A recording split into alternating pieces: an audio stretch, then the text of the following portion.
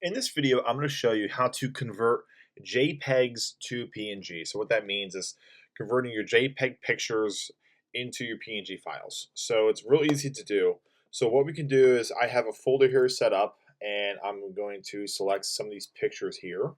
So as you see here, I'll make this bigger. I have 3 pictures here that I have JPEGs. They're just real basic photos, and what we can do is go ahead and select all of these, and what we're going to do is right click and go to quick actions, and you'll find an option that says convert image. So this is going to bring up some options here, and it's going to default by JPEG, and what we can do is go and choose this to PNG. I think it would be appropriate just to keep the image size to the actual size of the photo, because you might lose a little bit of resolution depending on the photo itself. And we can just hit convert to PNG.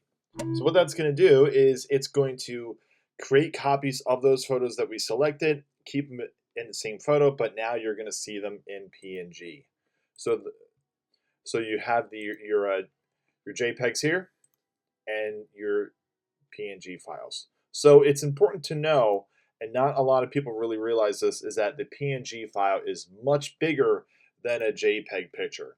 So if you want, I think it would be a good idea to default to your JPEG file formats, because PNGs will take up more space because they're just a lot bigger. As you see here, the difference in the sizing here between the JPEG and the PNG. Same thing with the other ones too.